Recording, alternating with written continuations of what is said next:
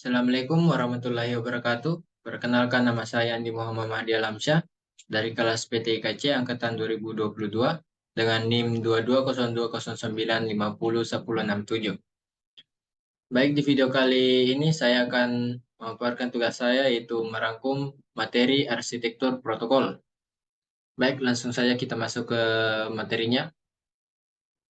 Apa itu arsitektur protokol?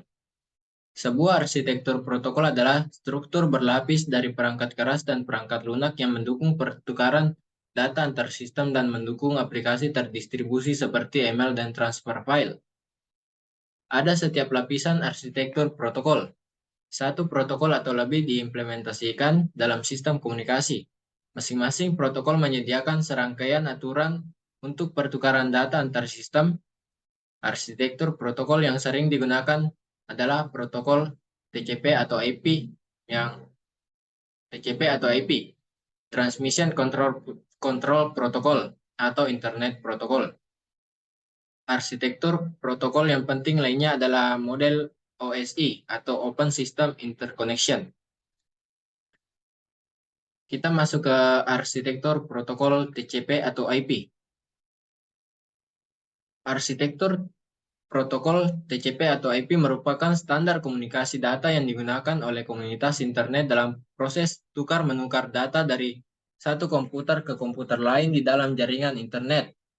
Terdapat 5 lapisan protokol yang menjalankan fungsi komunikasi antara dua komputer, yaitu yang pertama, physical layer, yang kedua, network access layer, yang ketiga, internet layer, yang keempat, transport layer, dan yang terakhir adalah application layer. Baik, kita ke kelebihan dan kekurangan TCP atau IP. Kelebihan. Yang pertama, tingkat keandalan yang tinggi dalam interkoneksi pengguna jaringan client server, jaringan P2P, serta di LAN dan WAN berhasil digunakan oleh organisasi swasta dan publik di lingkungan perumahan dan domestik. Yang kedua, kompatibel dengan alat analisis kinerja jaringan standar.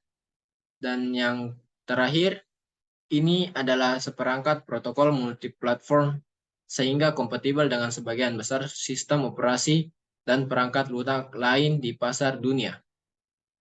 Kita masuk ke kekurangan TCP atau IP.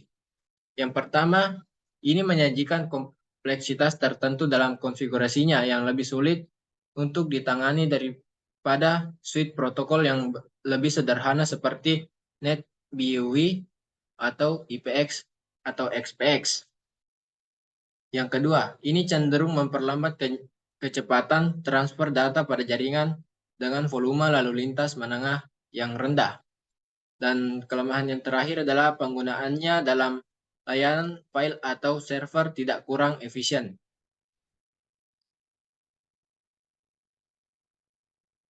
Kita masuk ke arsitektur model OSI layer.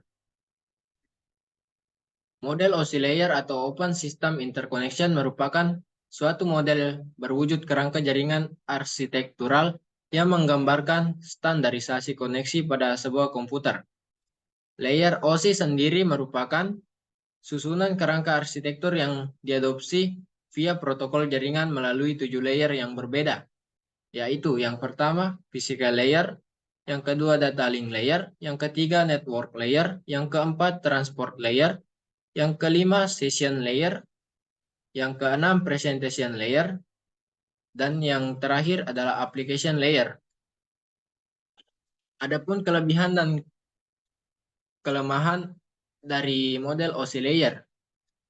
Untuk kelebihan yang pertama, yaitu memberikan bahasa dan referensi yang sama antar sesama profesional jaringan.